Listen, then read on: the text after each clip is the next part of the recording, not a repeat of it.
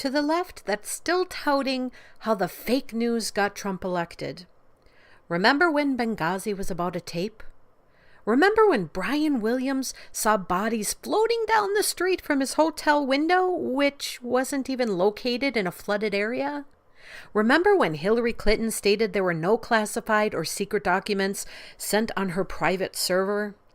Remember when Fox News said, "Don't listen to the online polls. Our polls are scientific, and they show that Hillary is 20 points ahead, and really this election is over." Remember when Obama said ISIS was the JV team and right before a terrorist attack claimed that they were on the run? Remember when they were saying San Bernardino terrorists were described as white men and tried to make a correlation between where the shootings happened and a Planned Parenthood? Remember when CNN, MSNBC, The Talk, and then talk shows like Late Night with Stephen Colbert, The Daily Show, and Bill Maher's show, whatever it's called, they all laughed at the possibility of a Trump win and mocked anyone who actually believed that he could be president? Breitbart, InfoWars, all of the fake news the left accuses of helping Trump get elected, they were right about everything. Along with WikiLeaks, they helped expose Clinton's email scandal. They helped expose a lot of things the real news hid from the American people. The widespread voter registration fraud, how the Clinton camp were paying actors to start violence at Trump rallies, how this "she's 20 points ahead, it's science" stuff was bullcrap. But after they've lied to us, misled us, hid things from us, the mainstream media is trying to say, trust us. We're not the fake news. We're the real news. I mean, come on. Clinton and her camp called us basket of deplorables. We're caught via WikiLeaks on these emails calling blacks super predators and Hispanics taco bowls, and Bernie Sanders supporters were basement dwellers. Obama is worried about Trump breaking presidential decency and tradition because of all the tweeting he does. But Obama himself has appeared on how many comedy shows, like Between the Ferns? I mean, really, the most ridiculous of comedic idiocy that has ever existed. And its sole purpose is to exist for entertainment and not news. And Obama decides to take himself as president and appear on a ridiculous show like that. He has gone golfing and took vacations to Hawaii during major events. For example, he was a no-show in places like Louisiana when they needed their president after the flooding. Unprecedentedly, he blamed the previous administration his entire presidency and has been mocking the incoming administration the remainder of his presidency. And presidents do not do that. They do not speak ill of previous administrations, and they do not mock the new administration that's coming in. But Obama can't stop himself, and he's worried about Trump making the office look bad. I mean, this guy basically declared war on Russia before he leaves office, trying to prove that they influenced the election by hacking the emails they desperately wanted to hide and expose the truth to the American people so they could make an informed decision about who is running their country. The shock and horror of it all. Shame on Russia or whoever hacked the emails for telling the American people the truth. God forbid. But all of that is the fake news. You know, that the exposing the truth, Breitbart and InfoWars and Russia or whoever hacked the emails, that's all fake news. Let's listen to the news who gave us Brian Williams, who said he met the Pope and he flew with SEAL Team 6 and he actually saw somebody commit suicide during Hurricane Katrina. And he, I mean, he was probably there when Jesus was crucified. That's the real news. So anyway, let's give up this whole fake news thing because it's making y'all look ridiculous. And it's pushing even more people over to our side. Wait, actually, let me correct that. Keep going with this fake news stuff. Keep up with this ridiculous fake news thing because you know what? It's working really well for us. Because I actually know people who still, to this very moment, actually were not Trump supporters and were not happy about Trump winning, and they're actually starting to flip their script because of all the idiocy going on in the left and the desperation between this nonsensical recount by Jill Stein and Hillary Clinton after she gives such a nice concession speech and looks very mature and adult in her concession, and all of a sudden now she's touting fake news, Russia, bad, fake news. And they're like, you know what, I can't believe I was ever supporting this party. And they're starting to say, yeah, I think I will give Trump a chance because it can't be any worse than what I'm seeing over there. So yeah, let's keep going with the fake news stuff. Let's keep going with all of this crap that's going on in the left, because it's working great for us. Because hopefully in 4 years, whether Trump is a good president or not, if he's not a good president, we'll find another Republican. And if he is a good president, we'll have 4 more years of Trump. And you guys are helping us do it. Okay, here we are. And which Republican candidate has the best chance of winning the general election? Of the declared ones right now, Donald Trump.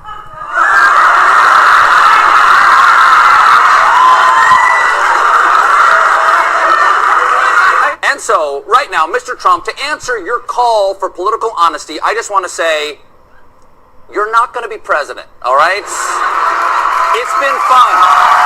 It's been great. I love you. But come on, buddy. All, let's say, cow poo-poo aside, there is zero chance we'll be seeing you being sworn in on the Capitol steps with your hand on a giant golden Bible. I'll make a prediction, though, for you. I don't really get into predictions much, but this one I'll go way out on a limb. Donald Trump will never, ever be president of the United States. That Trump should not be in this race. He's an absurdity. He is a travesty. Donald Trump will never be elected president of the United States. Donald Trump is the here today, gone tomorrow candidate for president of the United States.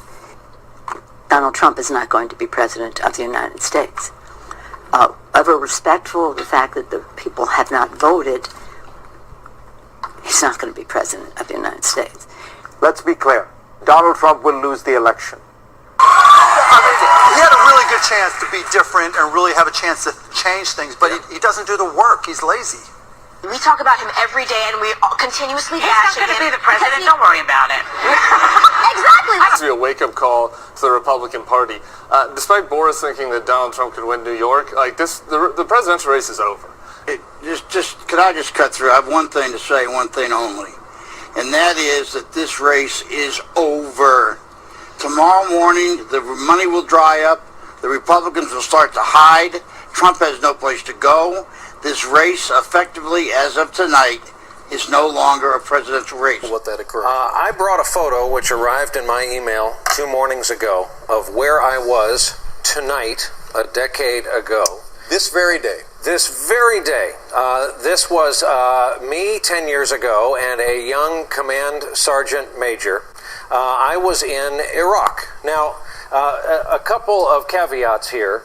As war correspondents go, I am the Herb Schmendrick of war correspondence. I'm not terribly good at it. It is not what I do full time. I am mostly New York based. I do go cover these 2 wars we've been fighting, and when I do, I like to go out on patrol. I like to get out in it.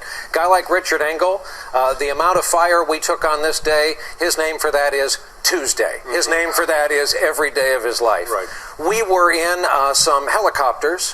What we didn't know was we were north of the invasion. We were the northernmost Americans in Iraq. We were going to drop some bridge portions across the Euphrates so the 3rd Infantry could cross on them. 2 of our 4 helicopters were hit by ground fire, including the one I was in. On this broadcast last week, in an effort to honor and thank a veteran who protected me and so many others after a ground fire incident in the desert during the Iraq War invasion, I made a mistake in recalling the events of 12 years ago. It did not take long to hear from some brave men and women in the air crews who were also in that desert. I want to apologize. I said I was traveling in an aircraft that was hit by RPG fire. I was instead in a following aircraft. We all landed after the ground fire incident and spent 2 harrowing nights in a sandstorm in the Iraq desert. This was a bungled attempt by me to thank one special veteran, and by extension, our brave military men and women, veterans everywhere, those who have served while I did not. I hope they know they have my greatest respect. You may be wondering, how exactly did he get called out for that particular Iraq story? Well, one of the soldiers who actually was in the aircraft that did get hit by fire, he replies, I think this is a Facebook post here. Sorry, dude, I don't remember you being on my aircraft. I do remember you walking up about an hour after we landed to ask me what had happened. Then I remember you taking back off in a different flight of Chinooks from another unit and heading to Kuwait to report your war story to the nightly news. The whole time we were still stuck in Iraq trying to repair the aircraft and pulling our own security. So he basically was called out by one of the people on the actual helicopter that got hit, and he was not anywhere near that particular helicopter, and he didn't even know what happened. He had to ask this guy who actually was involved in the incident what had happened. And from there, he completely made up the story. Similarly, how he made up the story about seeing bodies floating down in front of his hotel during Hurricane Katrina, even though he was not located in a flooded area. So I don't know how they could be floating down the street of a non-flooded street. And how he said, first it was, I saw somebody commit suicide. And then it was, he heard about somebody committing suicide. He talked about how he had the honor of meeting Pope John Paul II, which I forgot the entire story, but after, the whole story goes on, it turns out that he never actually met him. It was not the way he described it, shock and awe.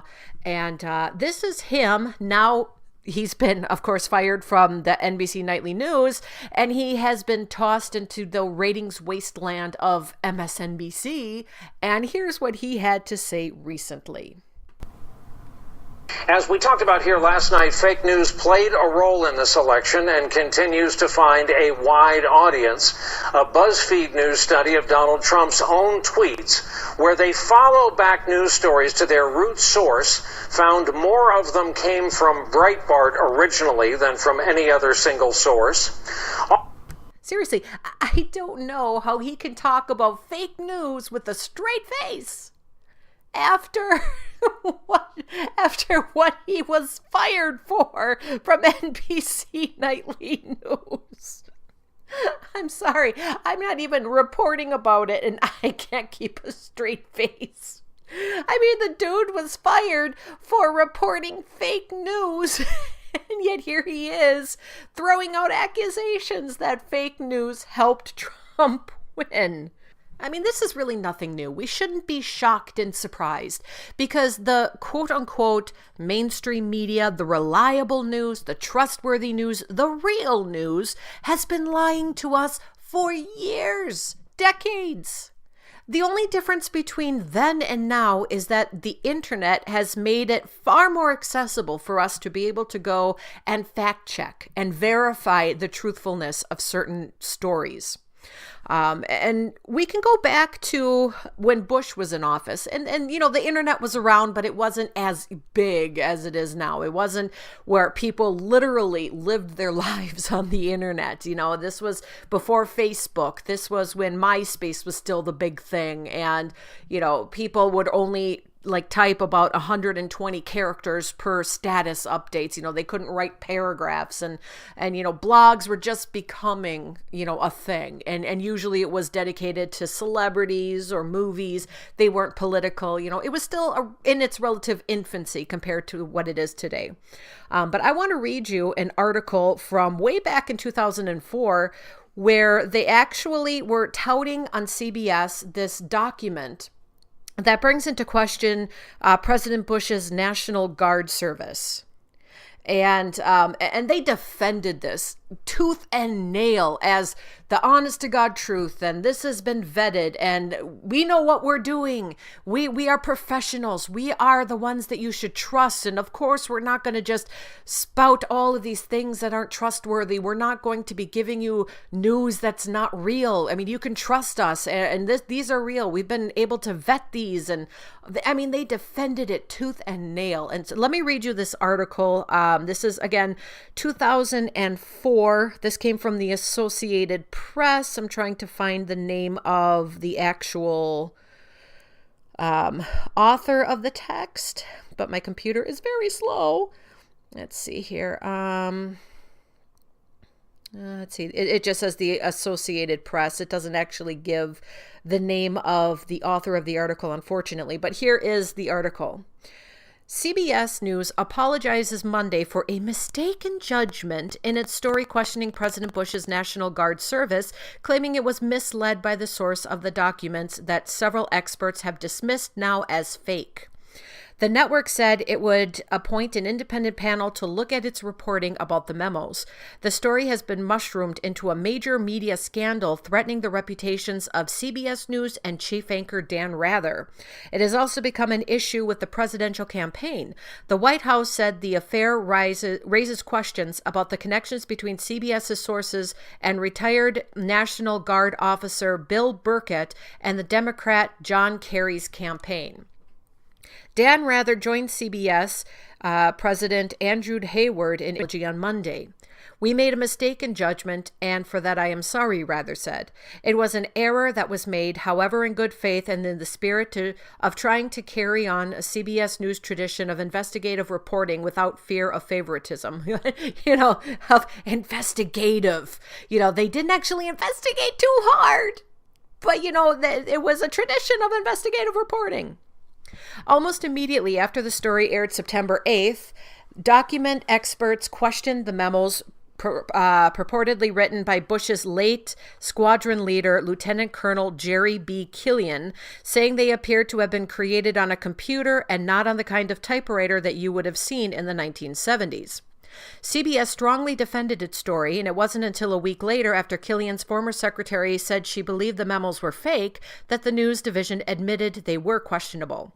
Burkett admitted this weekend to CBS that he lied about obtaining the documents from another National Guard member, and the network said, CBS hasn't been able to conclusively tell how he got them or even tell definitely whether they are fakes or not, but the network has given up trying to defend them. Based on what we now know, CBS News cannot prove that the documents are authentic, which is the only acceptable journalistic standard to justify using them in the report, Hayward said. We should not have used them. CBS said that it approached Burkett initially about the documents, rather said Burkett was well-known in the National Guard circles for several years for trying to discredit Bush's military record. Burkett, in an interview with Rather aired on the CBS Evening News, said he was pressured by CBS to reveal his source for the documents, and I simply threw out a name that was basically, I guess, to get a little pressure off that moment. He said he didn't fake or forge any documents. I didn't totally mislead you, he said, but I did mislead you about one individual. Burkett said he also insists that CBS authenticate the documents on its own.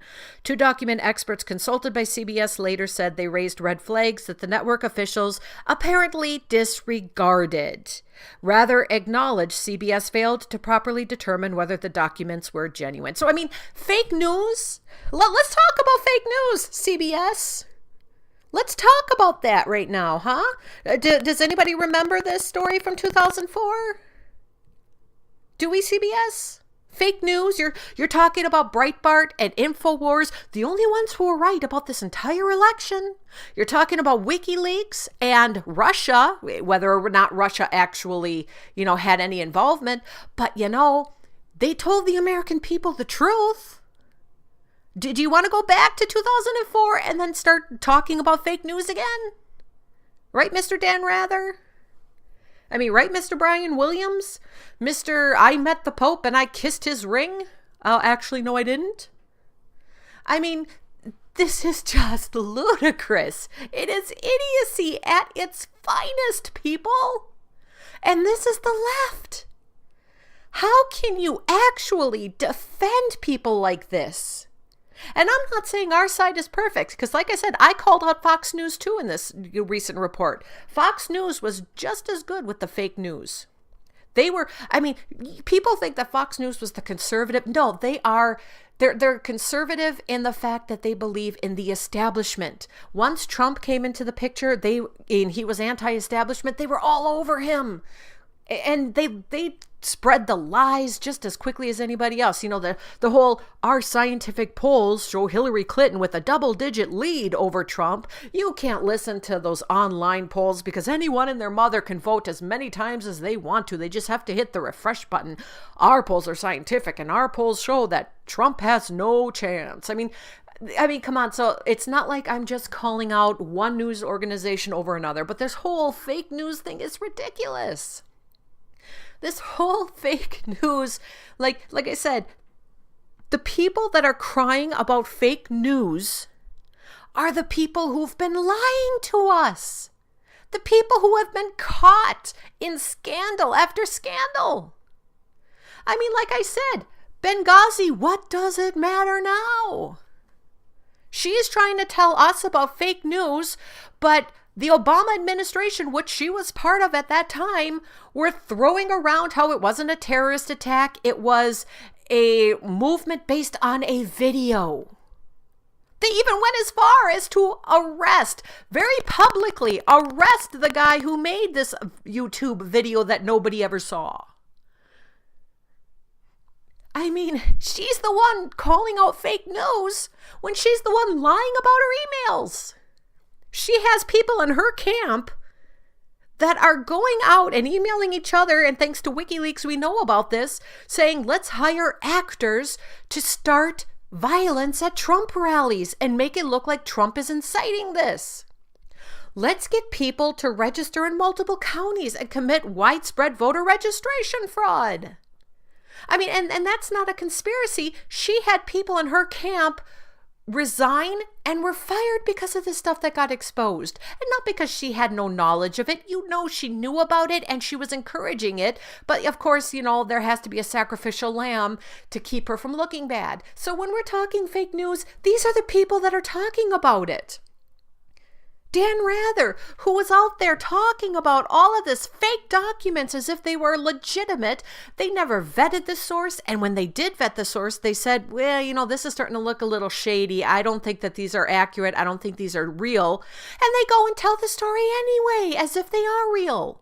And they don't say that, well, there's a chance that these documents may be fake. They go and say it's real, even though they were given the red flags. Just like Brian Williams. I mean, my God, he was shot by an RPG. He saw bodies floating down the street when he looked out the window of his hotel. He saw a guy commit suicide. No, wait, he heard about a guy committing suicide. I mean, the list goes on with that guy, you know? But they're the ones shouting, fake news, fake news, fake news. And we're supposed to believe them now. Again, this is the left. These are the people who say, trust us, put us in office, and we're going to represent you. And I swear to God, I still don't know how they can do it with a straight face. How they can claim people like me are fake news, that we're posting fake news, and yet they're looking at you and saying it was a video, and they were protesting a video on YouTube that was disgusting and does not represent America and how we feel about the Muslim community. And it was reprehensible. And it turned out it was a terrorist attack. It wasn't about a video, it was about terrorism. Just like, again, I'll go back to Obama. Oh, ISIS is on the run. We've got them contained. They're the JV team. San Bernardino, Orlando, New York. We had one in Minnesota. We had a sympathizer in Ohio, whether they want to believe it or not, because of course there are people on the left, these bastions of intelligence who claim that the Trump supporters are the uneducated or undereducated. And these bastions of intelligence are saying that a guy who was plowing through the crowd in Ohio and then getting out of his car and stabbing people in the name of Islam was a misunderstanding. These same people that said, well, you know, the white cop really didn't have a reason to shoot the black terrorist. They actually think that it was worse that the white cop shot a black terrorist than the black terrorist who was going around trying to kill people. That is their side. Their side are the ones who say it was a video. I saw bodies floating down Hurricane Katrina. You got to trust these documents. We fully vetted them. Oops, no, we didn't. But yet they want us to buy it. They want us to believe them this time. They want us to put them in power and trust that they're going to be out for our best interests. And the people on the left fall for it, hook, line, and sinker every time. I mean, there are people who are praising Brian Williams for exposing the quote-unquote fake news, not even thinking back to how he got fired for fake news. Oh, well, you know, he learned his lesson. He's honest now. Well, can we really trust that? Can we really honestly trust that he's honest now? I mean, seriously. We're talking about MSNBC and CBS and NBC and CNN especially. I mean, CNN, the fake news that they spread, it's hilarious. Does anybody remember too when Obama was actually elected?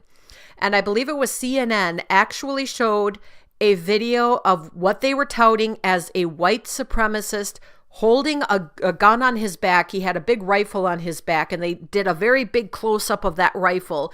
And they were talking about how people and their racism were proving how horrible, that people were to Obama, and how they weren't ready for a black leader.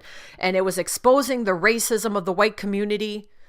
Well, it took Fox News to show the full video, because when they panned out, it was a black dude who was protesting not at an Obama rally, but at an NRA rally in favor of Second Amendment rights.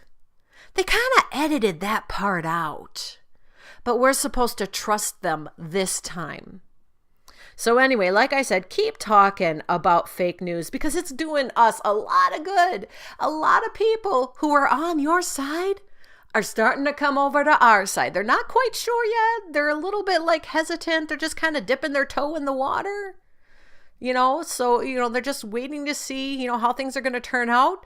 But it's a start. And if you guys keep going, they're going to fully dive into our side, and you are going to lose in 4 years, and you're going to lose in 8 years. What you are doing is not working. Now go back and watch my very first video where I talk about the Electoral College, because I give a lot of the millennials, who are the ones causing the most problems, advice on how to stop the idiocy before they just lose for good. Okay, but anyway, that's all I wanted to talk about. I will talk to you guys again later.